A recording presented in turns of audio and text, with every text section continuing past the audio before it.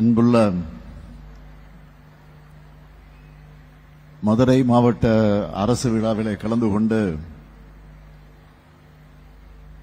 சிறப்பித்துக் கொண்டிருக்கக்கூடிய மாண்புமிகு அமைச்சர் பெருமக்கள் KN நேரு அவர்களே, ஏவ வேலு அவர்களே, KKSSR ராமச்சந்திரன் அவர்களே, தங்கம் தென்னரசு அவர்களே, இந்த மாவட்டத்திற்கு உரியவராக விளங்கிக் கொண்டிருக்கக்கூடிய திரு மூர்த்தி அவர்களே, திரு பழனிவேல் தியாகராஜன் அவர்களே, பெரிய கருப்பன் அவர்களே, ராஜாக்கண்ணப்பன் அவர்களே, நாடாளுமன்ற உறுப்பினர்கள் திரு மாணிக்கம் தாகூர் அவர்களே, திரு தங்க தமிழ்ச்செல்வன் அவர்களே, திரு வெங்கடேசன் அவர்களே,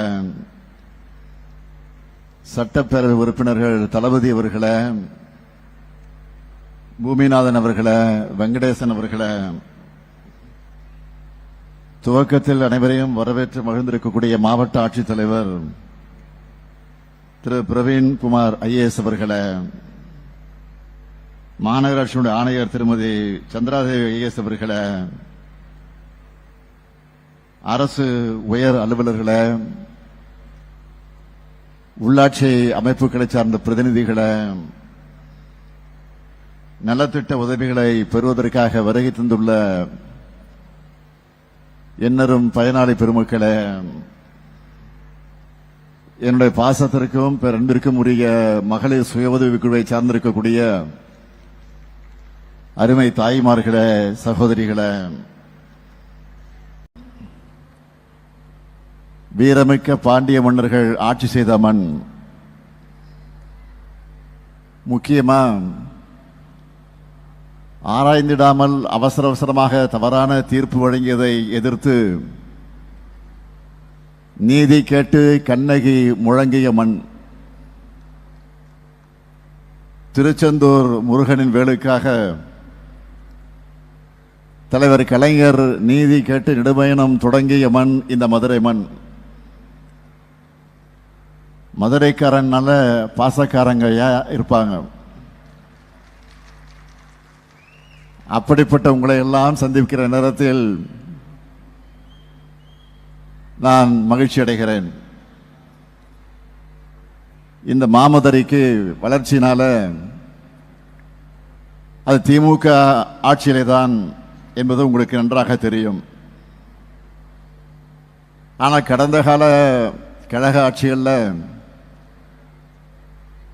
மதுரைக்காக நாம என்னவெல்லாம் செய்திருக்கிறோம்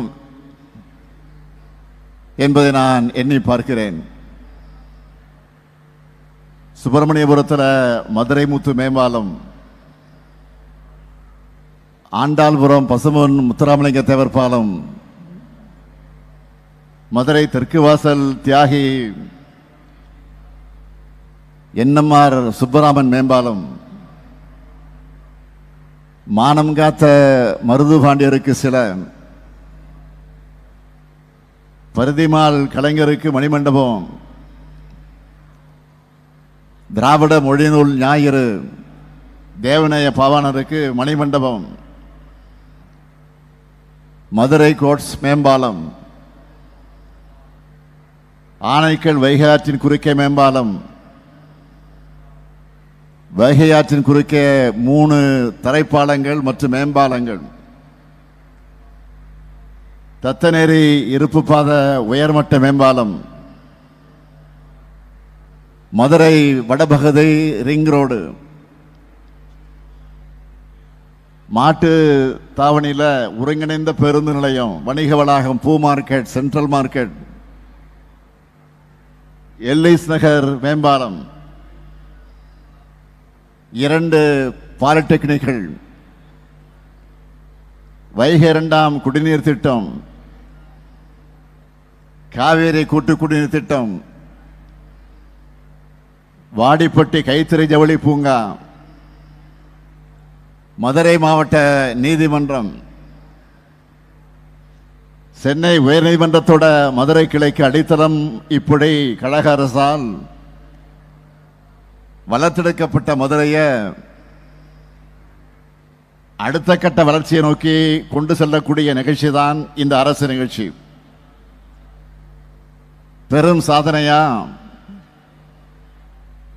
நம்முடைய ஆட்சித்தலைவர் அவர்கள் வரவேற்புரையாற்றுகிற போது குறிப்பிட்டு சொன்னார், 1,00,000 பேருக்கு பட்டா கொடுக்க போறோம். முல்லை பெரியாறு குடிநீர் திட்டம் மூலமா 2,58,000 குடும்பங்களுக்கு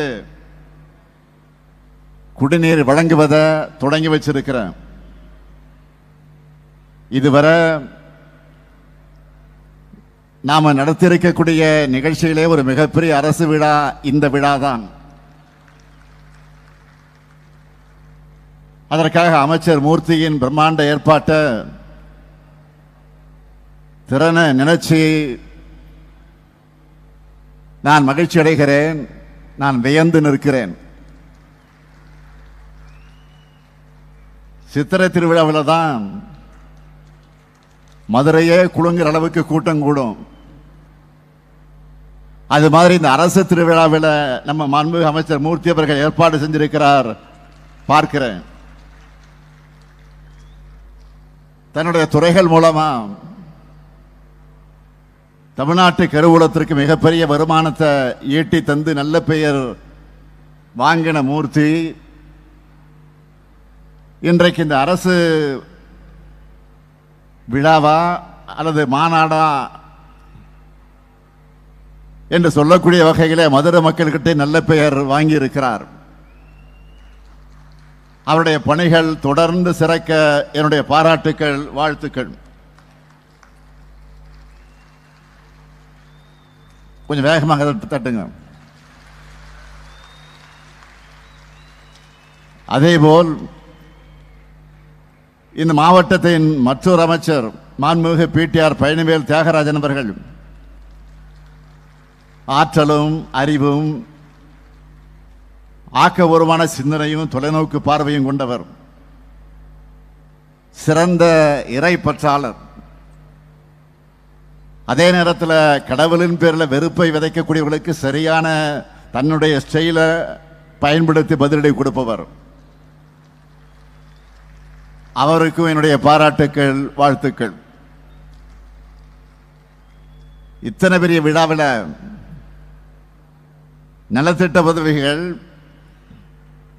பட்டா என அனைத்தையும் சிறப்பாக ஏற்பாடு செய்து காட்டியிருக்கக்கூடிய நம்முடைய மாவட்டத்தோட ஆட்சியர் திரு பிரவீன் ஐஏஎஸ் அவர்களுக்கும், மாநகராட்சியுடைய ஆணையர் உள்ளிட்ட மதுரை மாவட்ட அனைத்து அரசு அதிகாரிகளுக்கும் என்னுடைய பாராட்டுக்கள், வாழ்த்துக்கள். கடந்த கால அவல ஆட்சியிலிருந்து தமிழ்நாட்டை மீட்டு நம்ம திராவிட மாடல் ஆட்சியில புது விடிகளை ஏற்படுத்தி ஒட்டுமொத்த இந்தியாவும் ஏன் உலக நாடுகளும் திரும்பி பார்க்கிற அளவுக்கு முற்போக்கான முன்னோடியான மக்கள் நல திட்டங்களை கடந்த 4 ஆண்டு காலத்தில் நாம் நிறைவேற்றி இருக்கிறோம், தொடர்ந்து நிறைவேற்றிக் கொண்டிருக்கிறோம். அந்த முத்திரை திட்டங்களிலேயே அதிக பயனாளிகளை கொண்டது கலைஞர் மகளிர் உரிமை தொகை திட்டம்தான்.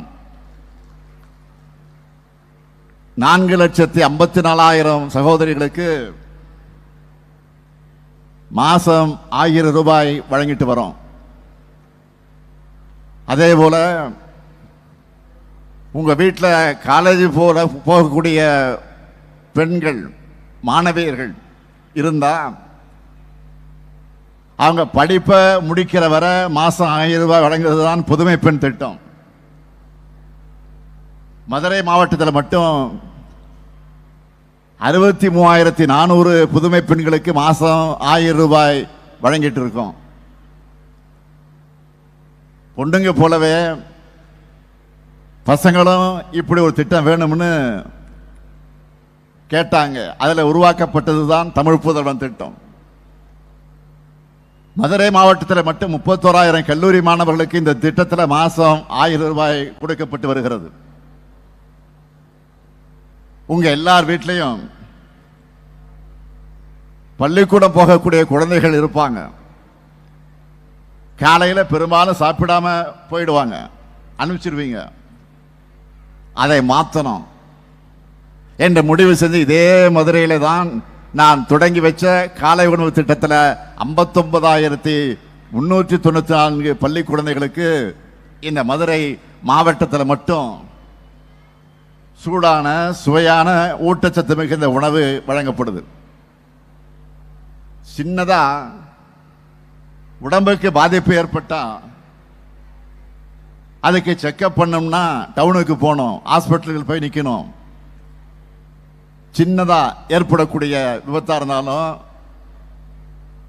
அல்ல ஏதேனும் சிறிதா நோய் வந்தாலும் உங்களுடைய வீடுகளுக்கே வீடு தேடி வந்து பரிசோதனை செஞ்சு மருந்துகளை வழங்கி பிசியோதெரபி சிகிச்சை போன்றவற்றை வழங்குகிற மக்களை தேடி மருத்துவம் திட்டத்தில் உங்க மாவட்டத்தில் எத்தனை பேர் பயன்பெற்றிருக்காங்க தெரியுமா? 8,60,60,000 பேர். விபத்து நடந்தா முதல் 48 மணி நேரம் உயிர்காக்கும் சிகிச்சைக்கான செலவை அரசு ஏற்றுக்கொள்ளும். இன்னுயிர் காக்கக்கூடிய நம்மை காக்க 48 இந்த திட்டத்தின் கீழே இந்த மதுரை மாவட்டத்தில் மட்டும் 16,000 பேருடைய உயிர்கள் காப்பாற்றப்பட்டிருக்கு. இல்லங்கடி கல்வி என்னும் எடுத்தும் திட்டங்கள்ல மதுரை மாவட்டத்தை 3 லட்சம் மாணவ மாணவிகளுக்கு வீட்டுக்கே போய் பாடம் சொல்லி கொடுத்திருக்கிறோம். படிச்சு டிகிரி வாங்கினா போதாது, வேலை வாய்ப்பை பெற வைப்பதற்காக திறன் பயிற்சிகள் ரொம்ப முக்கியம்னு உணர்ந்து நான் தொடங்கின கனவு திட்டம் தான் நான் முதல்வன் திட்டம். பல ஆயிரம் ரூபாய் செலவு பண்ணி படிக்க வேண்டிய ஸ்பெஷல் கோர்ஸ் எல்லாம் எந்த கட்டணமும் இல்லாம இதில் சொல்லி தரப்படுது. அப்படி மதுரை மாவட்டத்தில் மட்டும் பார்த்தீங்கன்னா 1,17,000 இளைஞர்களுக்கு திறன் பயிற்சி அளிச்சிருக்கிறோம். இவங்கள பலர் ஆண்டுதோறும் அரசு நடத்துகிற பாராட்டு விழாவில் கலந்துக்கிட்டு அவங்களுடைய வெற்றி கதையை பகிர்ந்துக்கிறதையும் நீங்க டிவியில எல்லாம் பார்த்திருப்பீங்க, பூரிப்படைஞ்சிருப்பீங்க. இப்ப அண்மையில் அரசு சேவைகள் அனைத்தையும் ஒரே முகாமில் கொண்டு வந்து உடனே தீர்வு காணணும்னு கொண்டு வந்ததுதான் உங்களுடன் ஸ்டாலின் திட்டம். இங்க இருக்கக்கூடிய எல்லாருமே அந்த கேம்புக்கு போயிருப்பீங்க. உங்களை மாதிரி 75,597 பேர் மதுரை மாவட்டத்தில் உங்களுடன் ஸ்டாலின் முகாமில் பயன்பெற்று இருக்கிறாங்க. அது கூடவே நான் தொடங்கி வைச்ச இன்னொரு திட்டம் தான் நலம் காக்கும் ஸ்டாலின். உங்களுடைய நோய்களை ஆரம்ப நிலையிலே கண்டறிஞ்சு சிறப்பு மருத்துவரோட ஆலோசனைக்கு ஏற்பாடு செஞ்சு மேல் சிகிச்சை உறுதி செய்யக்கூடிய இந்த திட்டத்தில் 22,766 பேர் பயனடைஞ்சிருக்கிறாங்க. இந்த மதுரை மாவட்டத்தில் மட்டும் நலம் பெற்றிருக்காங்க. வயதான தாய்மார்கள், மாற்றுத்திறனாளிகள் கிட்ட ரேஷன் பொருட்களை எல்லாம் வீடுகளுக்கே கொண்டு போய் கொடுக்கக்கூடிய தாய் மாணவ திட்டத்தில் மதுரை மாவட்டத்தை சார்ந்த 86,130 பயனாளிகள் மாசம் பலன் பெறாங்க. முதல்வரின் முகவரின் திட்டத்தின் கீழ் மதுரை மாவட்டத்திலிருந்து பெறப்பட்ட 3,75,000 மனுக்களுக்கு தீர்வு காணப்பட்டிருக்கு. மதுரை மாவட்டத்தில் தாய் தந்தைய இழந்த 341 குழந்தைகளை அன்பு கரங்கள் திட்டம் மூலமாக இந்த அரசு பாதுகாக்குது. 4,196 விவசாயிகளுக்கு புதிய மின் இணைப்புகள் இந்த மதுரை மாவட்டத்தில் கொடுத்திருக்கிறோம். இதெல்லாம் நம்ம முத்திரை திட்டங்கள்ல இந்த மாவட்டத்தில் இருக்கக்கூடிய லிஸ்ட் மட்டும்தான். இப்படியே ஒவ்வொரு திட்டத்திலும் எவ்வளவு பயனாளிகள் பட்டியலிட்டு சொல்ல ஆரம்பிச்சா இந்த ஒரு நிகழ்ச்சி போதாது. ஒவ்வொரு நாளும் இத்தனை லட்சம் மக்கள் பயனடையக்கூடிய மாதிரி நாம் திட்டங்களை செயல்படுத்தி இருக்கக்கூடிய காரணத்தால் தான் நீங்க பாக்குறீங்க எதிர்கட்சிகள் என்ன பண்றதுன்னு தெரியாம முழிக்கிறாங்க. வயிற்றெரிச்சலும் ஆற்றாமலையும் ஆரோக்கியமற்ற அரசியல் சூழ்ச்சிகளை செஞ்சு பார்க்கிறாங்க. நாம வளர்ச்சி அரசியலை பேசினா அவங்க வேற அரசியலை பேசுறாங்க. நான் உறுதியா சொல்றேன், அவங்க எத்தனை சூழ்ச்சி செஞ்சாலும் அத்தனையும் நாங்கள் முறியடிப்போம், அதை சிதைப்போம். இந்த முத்துவேல் கருணாநிதி ஸ்டாலின் கிட்ட அந்த பாட்சாலாம் பலிக்காது, எதுவும் எடுபடாது. நேற்று முன்தினம் நான் ஒரு ட்வீட் போட்டேன், பார்த்திருப்பீங்க, படிச்சிருப்பீங்க. மதுரைக்கு தேவை வளர்ச்சி அரசியல். அதை நிரூபிக்கிற வகையில் இந்த நிகழ்ச்சி முன்னாடி 36,660 கோடி ரூபாய் முதலீடுகள் மூலம் 56,916 பேருக்கு வேலைவாய்ப்புகளை உறுதி செஞ்சுட்டு தான் இந்த நிகழ்ச்சிக்கு வந்திருக்கிறேன். இதுதான் எங்க அரசியல். மதுரையும் அதை சுற்றி இருக்கக்கூடிய பகுதியையும் நல்ல தரமான உயர்தர வேலைவாய்ப்புகளை உருவாக்குற இடங்களாக உருவாக்கணும்னு இந்த அரசு ஓயாமல் பாடுபடும். சிலதை கம்பேர் பண்ணி நான் சொல்றேன், நீங்களே கொஞ்சம் யோசிச்சு பாருங்க. நம்ம ஆட்சிக்கு வந்ததும் இந்த மதுரையில் ஒரு அறிவு திருக்கோயிலா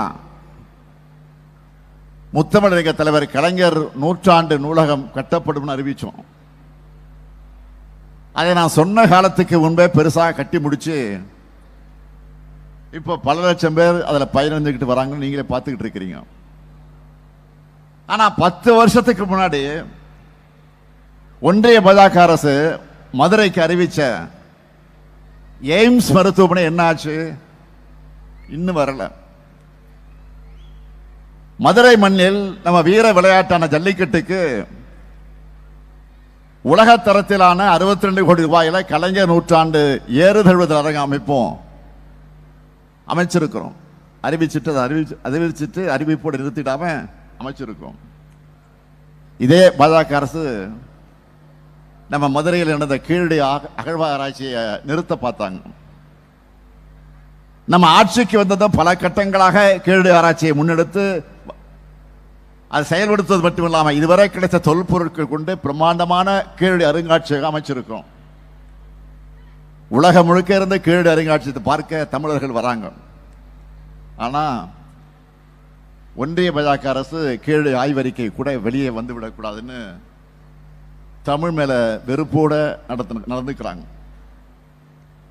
மதுரையில் உலகத்தரத்தில் ஆக்கி மைதானத்தை திறந்து வச்சிருக்கிறோம். 24 நாடுகள் கலந்துக்கிற ஜூனியர் ஆக்கி உலக கோப்பை நம்ம மதுரையில் நடந்துகிட்டு இருக்கு. ஆனா ஒன்றிய பாஜக அரசு என்ன செய்யுது? குஜராத் மாதிரி அவங்க கட்சி ஆளக்கூடிய மாநிலங்களுக்கு விளையாட்டு நிதியை கொட்டி கொடுக்கிறாங்க. ஆனா தமிழ்நாடுனா ஒண்ணும் கிடையாது. விளையாட்டில் மட்டுமல்ல, மதுரையை முக்கிய தொழில் மையமாக உயர்த்துவதற்கு முதலீட்டாளர் மாநாடு நடத்தி வேலைவாய்ப்பை நாம கொண்டு வரோம். ஆனா ஒன்றிய பாஜக அரசை சேர்ந்தவங்க என்ன சொல்றாங்க? நம்ம இளைஞர்களை பகோடா வைக்க போங்க அப்படின்னு சொல்றாங்க. இதுதான் அவங்க தரம். நம்ம இளைஞர்களுக்கு மதுரையில் பெரிய வேலைவாய்ப்புகள் இருக்கணும். நாங்க அதுக்காகத்தான் மாட்டுத்தாவணியில் டைடல் பூங்கா அமைக்கிறோம். ஆனா ஒன்றிய அரசு என்ன பண்றாங்க? மதுரைக்கு மெட்ரோ ரயில் வேணாம், வேணும்னு நாம கேட்டா அதை வேணாம்னு சொல்றாங்க. சப்பையான காரணங்களை எல்லாம் சொல்லி நிராகரிக்கிறாங்க. அது மட்டுமல்ல, பாஜக தலைவர்கள் மதுரைக்கு மெட்ரோவே தேவையில்லைன்னு திமிரா வேற பேசுறாங்க. சரி, இவங்க சொல்ற லாஜிக் இப்படி பார்த்தா பாஜக ஆளக்கூடிய மாநிலங்கள் இருக்கிற பாட்னா, ஆக்ரா, இந்தூர் எல்லாம் அங்க மெட்ரோ ரயிலுக்கு எப்படி ஒப்புதல் கிடைச்சது? ஏன் எங்க மதுரையில் மெட்ரோ ரயில் ஓடக்கூடாதா? மதுரைக்காரங்கன்னா உங்களுக்கு இலக்காரமா போச்சா? எங்க அரசுல இன்னும் மதுரைக்கு நாங்க என்னவெல்லாம் பண்ணிருக்கோம்னு சொல்லட்டா, இன்று திறக்கப்பட்டிருக்கக்கூடிய வீரமங்கை வேலுநாச்சியார் மேம்பாலம், கோரிப்பாளையம் ஜங்ஷன்ல மேம்பாலம் கட்ட பணி நடந்துகிட்டு இருக்கு. பேராசிரியர் அன்பழகன் பள்ளி மேம்பாட்டு திட்டத்தில் 70 பள்ளிகளை மேம்படுத்தி இருக்கிறோம். முதலமைச்சரின் கிராம சாலைகள் மேம்பாட்டு திட்டத்தில் 428 பணிகள் நடந்துகிட்டு இருக்கு. ஆதிதிராவிடர் நல வீட்டு வசதி திட்டத்தில் 57 பணிகள் நடந்துகிட்டு இருக்கு. காந்தி அருங்காட்சியகத்தில் விடுதலை போராட்ட வீரர்களுடைய கண்காட்சி நடந்துச்சு. அகில இந்திய ஃபார்வர்ட் பிளாக் தலைவர் பி கே மூக்கியாதேவ் அவர்களுக்கு சிலையோடு கூடிய அரங்கம் அமைக்க பணி நடந்துகிட்டு வருது. பெருங்காமலூர் தியாகிகளுக்கு நினைவு மண்டபம் கட்டி திறந்து வச்சிருக்கிறோம். மொத்தமா சொல்லணும்னா கடந்த 4.5 ஆண்டு காலத்தில் மதுரை மாவட்ட மக்களுக்கு மட்டும் 6000 கோடி ரூபாய் மதிப்பிலான நலத்திட்ட உதவிகளை வழங்கி இருக்கும். இதுவரைக்கும் 4300 கோடி ரூபாய் மதிப்பிலான 10,000 வளர்ச்சி பணிகளை செஞ்சு தந்திருக்கிறோம். இப்போ 5000 கோடி ரூபாய் மதிப்பிலான 358 வளர்ச்சி பணிகள் நடந்துகிட்டு இருக்கு. அது சரி, இத்தனை செஞ்சிருக்கோன்னு சொல்றீங்களே, புது அறிவிப்பு எதுவும் இல்லையான்னு நீங்க கேட்கிறது எனக்கு புரியுது. ஆமா, உங்களை புரிந்து கொண்டவன் நான், என்னை புரிந்து கொண்டவர்கள் நீங்கள். நமக்கு இடையில எந்த சக்தியும் இந்த மண்ணில் புகுந்து பிரிவினை உண்டாக்க முடியாது. மதுரையின் வளர்ச்சியை யாராலும் தடுக்க முடியாது. அதுக்காகத்தான் மதுரைக்கான 6 புதிய அறிவிப்புகளை இங்க அறிவிக்க நான் விரும்புகிறேன். முதலாவது அறிவிப்பு, மதுரை மாநகரில் போக்குவரத்து நெரிசலை குறைக்க பலகாலமா எதிர்பார்க்கப்பட்ட வைகை ஆற்றின் வடகரையில் விரகனூர் சுற்றுச்சாலை முதல் சக்குடி வர 8.4 கிலோமீட்டர் நீளத்துக்கு 130 கோடி ரூபாய் செலவில் புதிய சாலை அமைக்கப்படும். இரண்டாவது அறிவிப்பு, மதுரை மாநகரின் முக்கிய பகுதிகளான மீனாட்சி அம்மன் கோயிலை சுற்றி இருக்கக்கூடிய 4 மாசி வீதிகள், வெளி வீதிகள், புதூர், அண்ணா நகர், சந்தைப்பேட்டை, தெற்குவாசல், எஸ்எஸ் காலனி, ஆரப்பாளையம், அரசரடி, பழங்கானத்தம், பைக்காரா உள்ளிட்ட பகுதிகளில் இப்போ இருக்கக்கூடிய பழைய பாதாள சாக்கடை குழாய்கள் அகற்றப்பட்டு புதிய திட்டம் செயல்படுத்தப்படும். மூன்றாவது அறிவிப்பு, மதுரை கிழக்கு வட்டத்தில் இருக்கக்கூடிய உத்தங்குடி உபரி நீர் கால்வாய் 7 கோடி ரூபாய் செலவில் தடுப்பு சுவர் கட்டப்பட்டு நிரந்தர வெள்ளத்தடுப்பு பணிகள் மேற்கொள்ளப்படும். நான்காவது அறிவிப்பு, மேலூர் வட்டத்தில் கேசம்பட்டி கிராமம், பெரிய அருவி நீர்த்தேக்கம் மற்றும் அதை சார்ந்த கண்மாய்கள் 2 கோடி 60 லட்சம் ரூபாய் மதிப்பீட்டில் புனரமைக்கப்படும். மேலும் மேலூர் வட்டம் சூரப்பட்டி அருகே பாலாற்றின் குறுக்க 9 கோடி 50 லட்சம் ரூபாய் மதிப்பீட்டில் புதிய தடுப்பணை கட்டப்படும். ஐந்தாவது அறிவிப்பு, மதுரை மேற்கு வட்டத்தில் இருக்கக்கூடிய கொடிமங்கலம், மேலமாத்தூர், புதுக்குளம் மற்றும் விளாச்சேரி கிராமங்களில் இருக்கிற பல்வேறு ஏரிகள் மற்றும் கால்வாய்கள் 10 கோடி ரூபாய் செலவில் மேம்படுத்தப்படும். ஆறாவது அறிவிப்பு, வாடிப்பட்டி வட்டம் அலங்காநல்லூர் ஒன்றியத்தில் சாத்தையாறு அணை முதல் வைகாசிப்பட்டி வரை இருக்கக்கூடிய சாலை, முடுவார்பட்டி முதல் சல்வார்பட்டி வரை இருக்கக்கூடிய சாலை மற்றும் பாலமேடு முதல் வேம்பரலை வர இருக்கக்கூடிய சாலை ஆகியவை 1 கோடி 50 லட்சம் ரூபாய் செலவில் வனத்துறையின் அனுமதி பெற்று அது மேம்படுத்தப்படும். ஆக இந்த அறிவிப்புகளை எல்லாம் நான் வெறும் அறிவிச்சுட்டு போற மட்டும் நினைக்காதீங்க, இது விரைவில் தொடங்கப்படும். ஆக இப்படி நம்முடைய சிந்தனை எல்லாம் தமிழ்நாட்டினுடைய வளர்ச்சி முன்னேற்றம் தான். ஆனால் சில கட்சிகளுக்கு எப்போதுமே கலவர சிந்தனை தான். தேவையில்லாத பிரச்சனையை கிளப்பி நம்முடைய வளர்ச்சிக்கு இடையூறு ஏற்படுத்தலான்னு நினைக்கிறாங்க. காலங்காலமா கார்த்திகை தீபத்துக்கு திருப்பரங்குன்றம் முருகன் கோயிலை தீபம் ஏற்றுறது மாதிரி கடந்த 3ஆம் தேதி மாலை 6 மணிக்கு பாலதீபம் ஏற்றப்பட்டுச்சு. அதன் பிறகு அதே நேரத்தில் உச்சிப்பிள்ளையார் கோயில் தீபமண்டபத்திலையும் தீபம் ஏற்றி சாமி புறப்பாடு ஆகி 16 கால் மண்டபத்துக்கு எதிரே இருக்கக்கூடிய இடத்துல சொக்கப்பான் ஏற்றி சாமிக்கு ரக்ஷை சாத்தப்பட்டுச்சு. இதெல்லாம் இந்து சமய அறநிலைத்துறையின் சார்பில் முறையா நடந்துச்சு. இதெல்லாம் உள்ளூர் மக்களுக்கு உண்மையா பக்தர்களுக்கு நல்லா தெரியும். அவங்க எல்லாம் நல்லபடியா தரிசனம் பண்ணிட்டு தான் வீட்டுக்கு போனாங்க. ஆனாலும் இப்ப என்ன காரணத்துக்காக பிரச்சனை நடக்குது? இந்த பிரச்சனையை கிளப்புற கூட்டத்தோட நோக்கம் என்ன? இதுவும் மக்களுக்கு நல்லா தெரியும். ஆன்மீகம் என்பது மன அமைதியை, நிம்மதியை தந்து மக்களை ஒற்றுமையா இருக்க வைக்கணும், 4 பேருக்கு நல்லது செய்யணும். இதுதான் உண்மையான ஆன்மீகமாக இருக்க முடியும். ஒரு சிலரோட அரசியல் லாபங்களுக்காக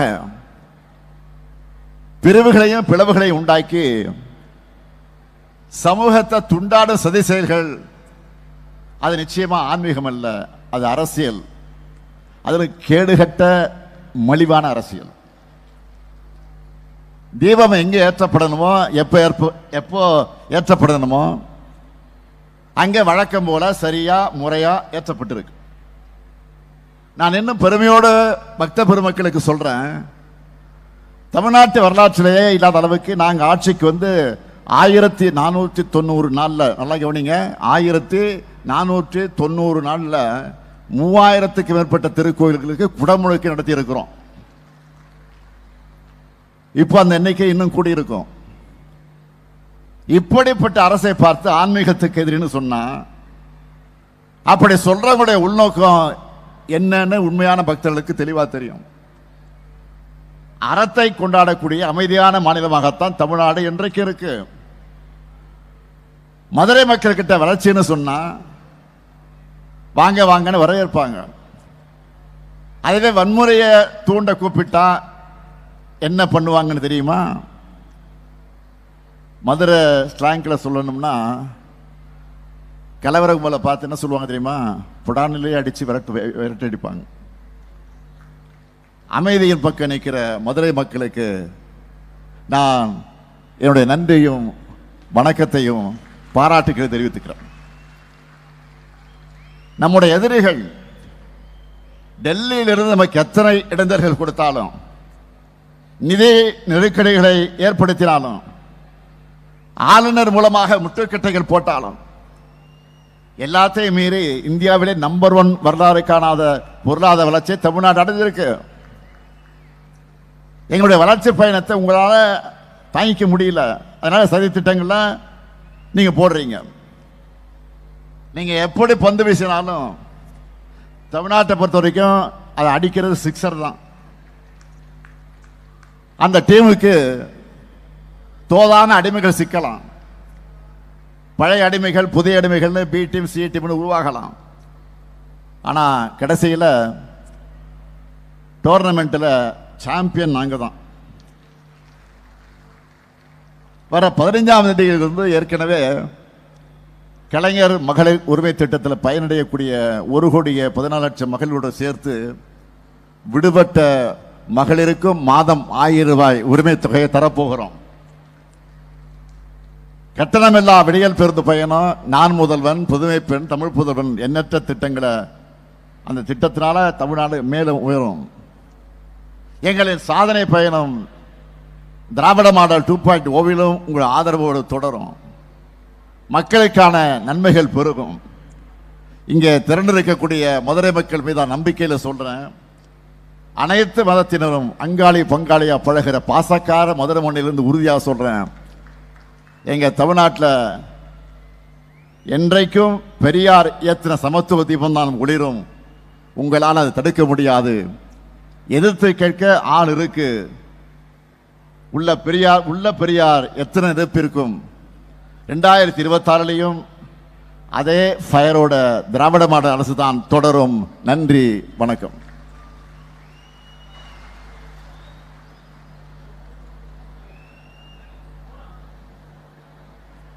மதுரை மாநகருக்கு 6 புதிய அறிவிப்புகளை வெளியிட்டு விழா பேருரை ஆற்றி சிறப்பித்த மாண்புமிகு தமிழ்நாடு முதலமைச்சர் அவர்களுக்கு மனமார்ந்த நன்றிகளை தெரிவித்துக் கொள்கின்றோம். இன்றைக்கு மதுரை மாவட்டத்தில் பல்வேறு துறைகளின் சார்பில் 417 கோடியே 43 லட்சம் ரூபாய் மதிப்பு